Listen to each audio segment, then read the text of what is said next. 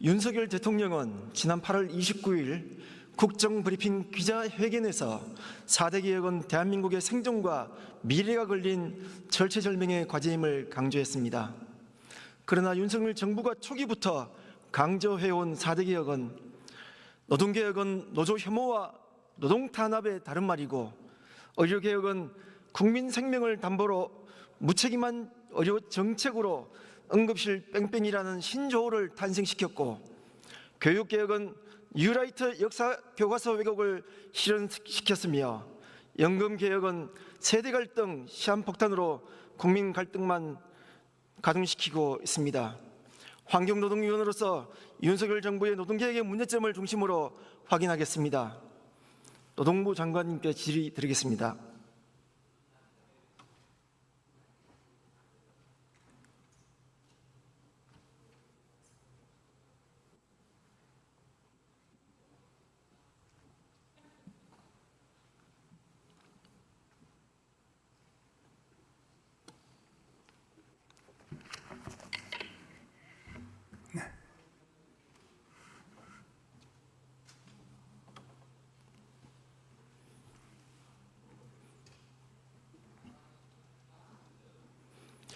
지난 8월 26일 날 장관 인사청문회 당시에 헌법재판소의 박근혜 전 대통령 탄핵에 대해서 박근혜 대통령 탄핵은 잘못되었기 때문에 역사적으로 재평가될 것이다 라고 답변했습니다. 다시 한번 확인하겠습니다. 헌법재판소의 탄핵 결정을 인정하십니까? 판결이기 때문에 인정 안 할 수가 없습니다. 그럼 탄핵 사유도 인정하십니까? 사유는 인정할 수 있는 것도 있고 없는 것도 있습니다. 그거는 제가 하나씩 여쭤보겠습니다. 나눠서 판단해야 됩니다. 비선조직에 의한 국정농단, 그리고 박근혜 대통령의 국정농단, 그리고 정경유착, 이게 주된 사유입니다. 동의하십니까? 탄핵 사유에 대한 부분은 나중에 대법원까지 가서 거의 다가 그런 부분은 무죄로 판결이 됐습니다. 지난번 인사청문회 때 분명히 말씀드렸고, 거기에 대해서 입장을 밝힌 내용도 기억을 못하십니까? 의원님께서 아시는 것처럼 박근혜 대통령 탄핵은 아주 우리 대한민국 역사에 처음 있는 사안으로 그 하나하나의 처음의 탄핵 과정과 그 다음에 대법원의 최종 판결과 굉장한 차이가 있습니다. 하나하나 보고 말씀을 드려야 됩니다. 지난번 인사청문회 때 영상물을 다시 한번 확인해 보시기 바랍니다. 지난 태극기 집회에서 탄핵에 동조한 국회의원, 그리고 헌법재판관 8인은 탄핵해야 한다고 발언하셨는데 여기에 대한 입장은 어떻습니까? 그때 제 발언은 정확하게 박근혜 대통령이 뇌물죄라면 저를 비롯해서 뇌물죄에 해당되지 않는 사람이 없을 것이다, 이런 말씀을 드렸습니다. 지금 뇌물죄가 아니라 그 이외에도 많은 탄핵 사유가 있었습니다. 그 하나하나를 보고 판단해야 됩니다. 자, 또 질문 드리겠습니다. 굉장히 복잡한 사안입니다. 일제강점기 때 우리 선조들의 국적은 어디입니까? 그 부분에 대해서는 의원님도 계속 질문하시는데, 그 부분에 대해서는 다시 한번 구체적으로 판단해야 되는데, 일단은 일본 제국주의 시대 때 우리 대한민국이 없어져 버리기 때문에, 그렇기 때문에 우리 국적은 없습니다. 그래서 어디입니까? 네? 그래서 우리나라 국적은 우리 선조들의 국적은 국가가 어디입니까? 없어져 버리기 때문에 일단 국적이 없어져 버렸어요. 알겠습니다. 들어가십시오. 네. 네, 들어가십시오.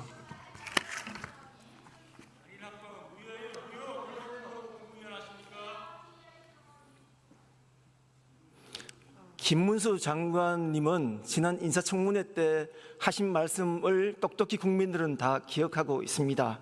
일제강점기 때 우리 선조들의 국적은 일본이라고 분명히 말씀을 하셨습니다. 김문수 장관이 말하는 일제강점기 때 우리 선조들의 국적이 일본이라면 3.1운동은 내란이고, 당시 독립운동을 했던 홍범도, 김자진, 윤봉길 등 수많은 독립운동가들은 모두 국가 테러 범죄자들입니다. 강제징용은 자발적 지원이고 강제수탈은 자발적 헌납이며 위안부는 매춘부라고 하는 매우 왜곡된 역사관과 대한민국 헌법 질서를 부정하는 문제가 발생되고 있습니다. 총리께 질의드리겠습니다.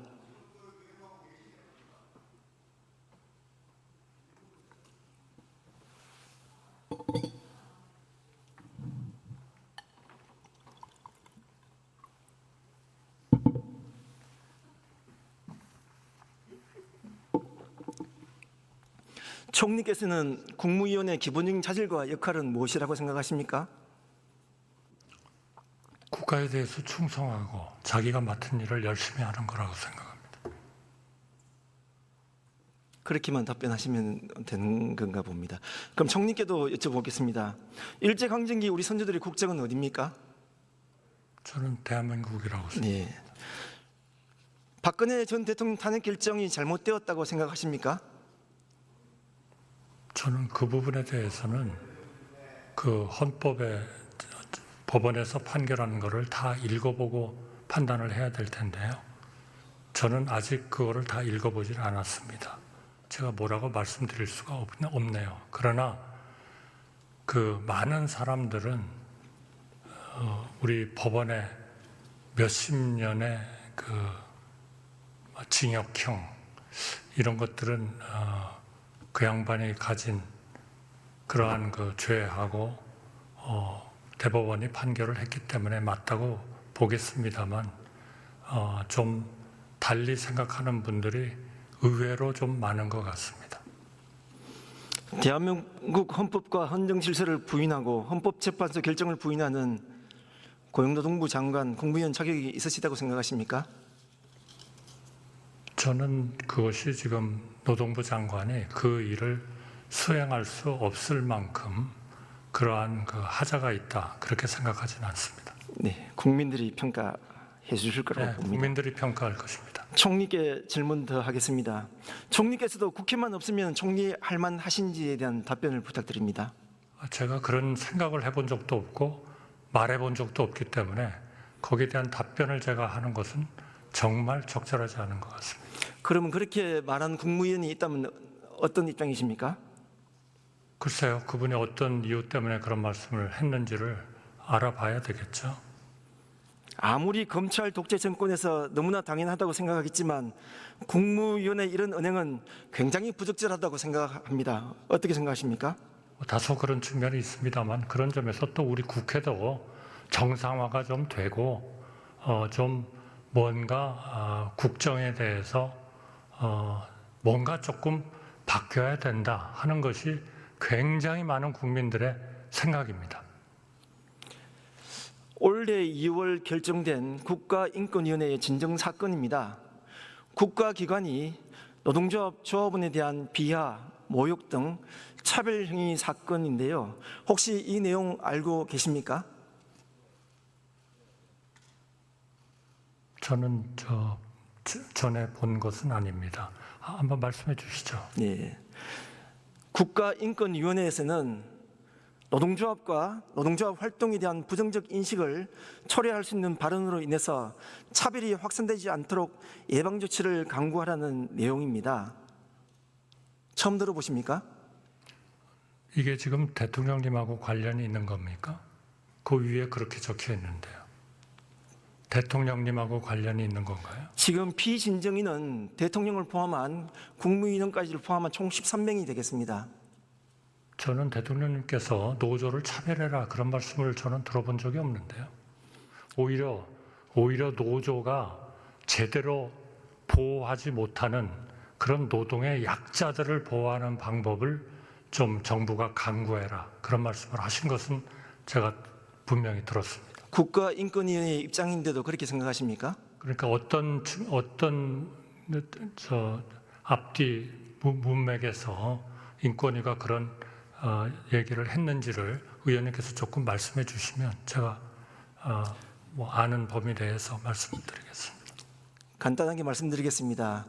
시민들에게 노조에 대한 부정적 인식을 형성하고 노조 활동에 부정적 영향을 미치고 노조 활동을 위축시킬 수 있다는 발언입니다. 가령 조폭, 검폭, 노피아, 기생충, 노동자 빨대 등 이런 부분들에서 인권위원회에서의 입장을 말씀드렸습니다. 네, 저는 대통령님께서 그런 건설 노조가 좀 부당하고 불법적인 그러한 행위를 하는 것에 대해서 그것을 표현하기 위해서 뭐 그런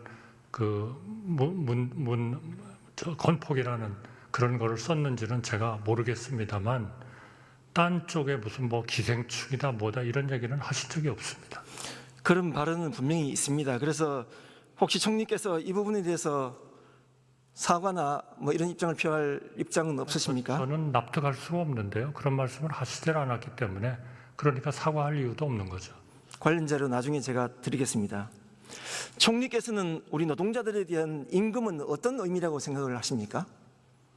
그거는 정말 그분들의 생존 수단이고 또 우리 경제에 대한 기여에 대한 정당한 보상이고 그리고 하나의 권리로서 당연히 뭐 체불이나 이런 것들이 일어나지 않고 정당한 보상으로서 권리로서 행사가 되어야 된다 그렇게 생각합니다. 네.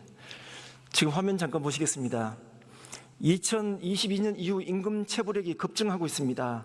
특히 작년은 역대 최고로 체불 임금이 1조 7,845억 원입니다. 이 수치는 미국의 7배, 일본의 10배에 달하는 어마어마한 수치입니다. 이런 결과는 결국 노동자들의 생존권을 심각하게 위협하는 것으로 생각됩니다. 총리께서는 어떻게 생각하십니까? 대단히 유감스러운 일이고요.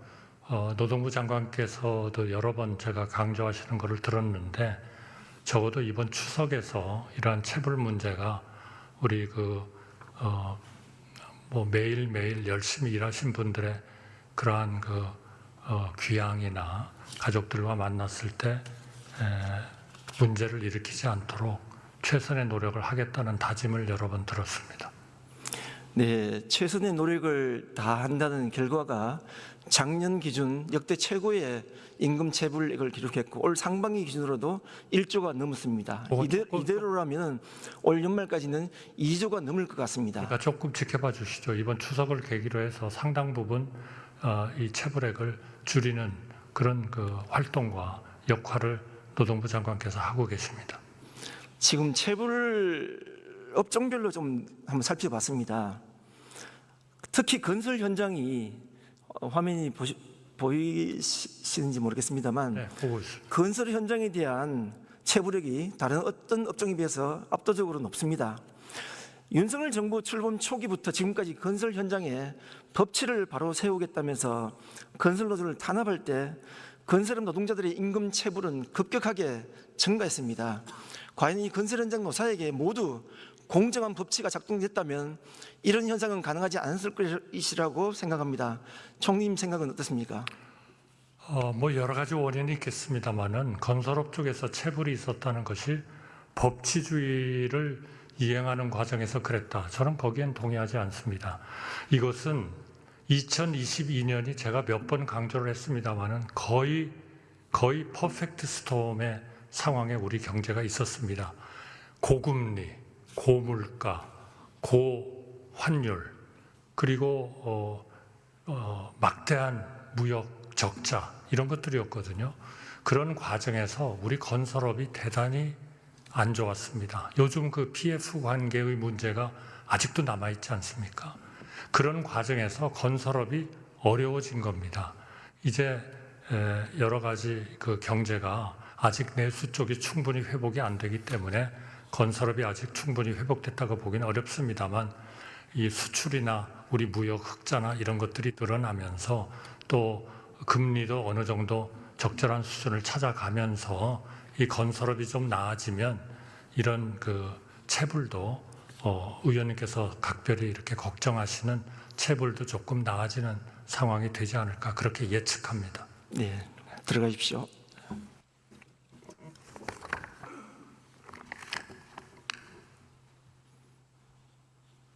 다시 한번 강조하고 싶습니다. 건설 현장의 법치를 바로 세우겠다면서 건설 노조를 탄압할 때 분명 현장에서는 건설업에 종사하는 우리 노동자들의 임금 체불은 급격하게 증가했고 그 노동자들은 생존권과 가족 해체라는 그런 상황에 직면하고 있다는 말씀을 다시 한번 드리겠습니다. 노동부 장관께 질의드리겠습니다.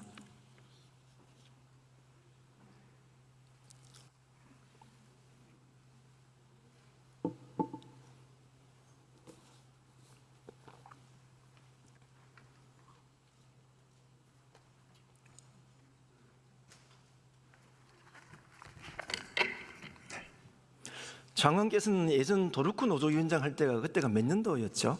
네. 예전에 노동조합 도르코 노조위원장 하실 때 네. 그때가 몇 년도였습니까?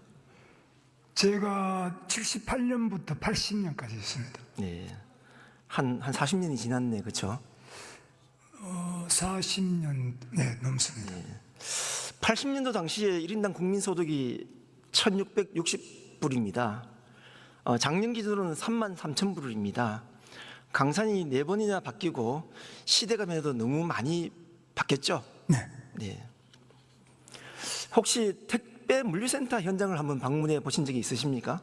예, 가서 뭐 1박을 하면서 야간 작업을 해봤습니다. 어딜 갔다 와주는지는 구체적으로 한 말씀 한번 해주십시오. 공포에 물류센터 몇 군데 가서 야간에 작업을 했습니다. 올해는 열대야가 30일 이상 연속되는 심각한 기후이기 때문에 실제 택배 물류센터 사업장은 거의 밀폐된 공간이 많죠. 그렇습니다. 여기 물류센터 노동자들의 건강권과 생명권에는 굉장히 심각한 그런 문제가 발생되고 있고 저도 그 현장들을 방문을 해봤습니다. 이런 심각한 상황에 대해서 어떻게 생각하십니까? 매우 열악한 곳이 많이 있습니다. 네.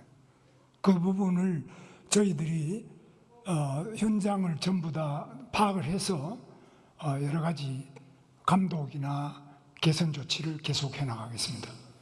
거기는 현재 창고로 분류되어 있기 때문에 냉방 시설은 설치를 하지를 않고 있습니다. 냉방을 한다고 하지만은 워낙 이 공간이 넓고 크다 보니까 잘 부족합니다. 제가 우리 여기 계신 동료 국회의원님들과 국민 여러분들께서도 꼭 알아주시기를 요청드립니다. 폭염 건강 대책으로 고용노동부에서는 법 개정보다는 온열 질환 예방 가이드 준수로 충분한 대처가 가능하다고 얘기를 합니다. 그런데 혹시 장관님께서는 온열 질환 예방 가이드가 무엇인지 그리고 또 잘 지켜지고 있는지에 대해서 말씀 주시기 바랍니다. 예, 여기 의원님께서 보여주시는 대로인데요. 지금 이 가이드만으로는 어려운 점이 많이 있겠습니다. 그래서 이런 부분을 어떻게 구체적인 감독 기준으로 해서 일정한 정도 개선 조치를 할 것이냐, 여기에 상당한 예산과 전문적인 과학기술적 방법이 필요하다고 생각합니다.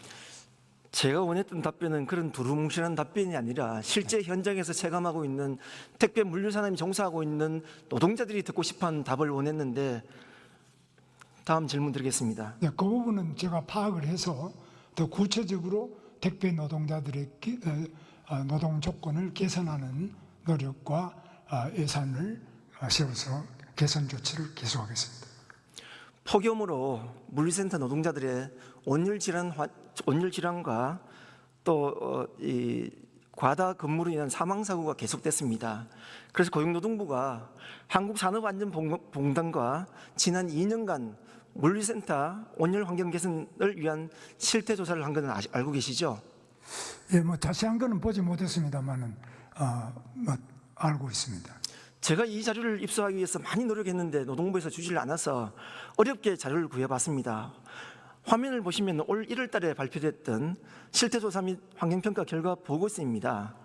여기를 보시면은 휴식 시간도 제대로 적용되지 않고 있고 또 체감온도 관리도 되지 않고 있습니다. 또한 환기 모델도 적용이 미흡하고 또 환기 모델 방식에 대한 것들도 굉장히 미흡한 그런 수준입니다. 결국 정부의 온열 질환 예방 가이드는 무용지물이고 물류센터 폭염 대비 수준은 엉망입니다. 어떻게 생각하십니까? 예, 이런 부분은 저희도 더 실태를 파악하고 특히 의원님께서 지적하시는 구체적인 장소에 대해서는 저희들이 집중적으로 안전보건감독관들을 비롯해서 모든 조치를 다 할 수 있도록 하겠습니다. 그런데 이 보고서에서 제가 좀 충격을 받은 게 있습니다. 화면을 보시면은 쿠팡은 조사 대상 27개 중에서 25개소가 실태 조사 시에 온도 측정을 거부했습니다. 여기서 온도 측정을 거부한다는 얘기는 체감 온도를 확인할 수 있는 방법이 없습니다.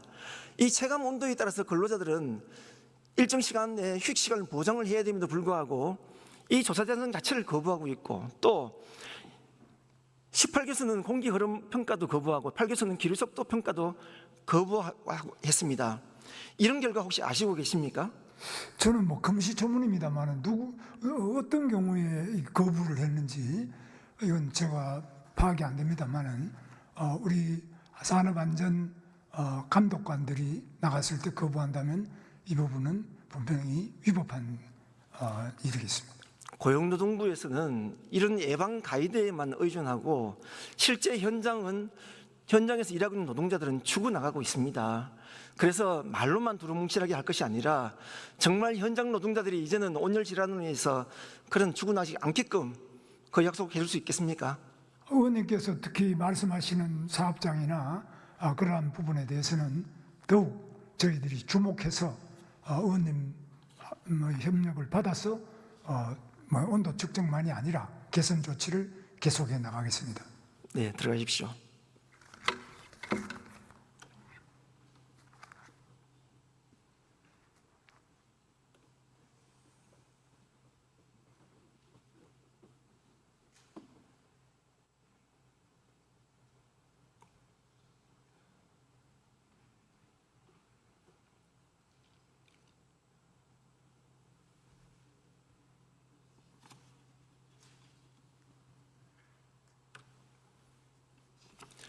존경하고 사랑하는 국민 여러분, 그리고 2,500만 노동자 여러분, 올해부터 우리 민족의 대명절인 추석 연휴가 시작됩니다. 즐거워야 할 추석 연휴가 우리 국민들은 참담하기만 합니다. 도이치모터스 주가 조작 의혹, 명품백 수수 의혹, 양평고속도로 처가 특혜 의혹, 총선 개입 의혹도 모자라 최근에는 마치 정권 주인 행세를 하고 있는 김건희 여사 때문에 한숨과 분노가 쌓이고 있기 때문입니다. 우리가 왜 누구 때문에 이 명절 연휴 기간 아프지 말아야 하고 응급실 뺑뺑이 병원 갈 일을 걱정해야 합니까? 사상 최고의 임금 체불로 우울한 명절 연휴를 보내야 합니까? 윤석열 대통령의 불통, 무능의 국정 운영 때문에 우리 국민들은 전혀 즐겁지가 않습니다. 다시 한번 말씀드립니다. 국민을 이기는 정권은 없습니다. 지금까지 경청해 주셔서 감사합니다.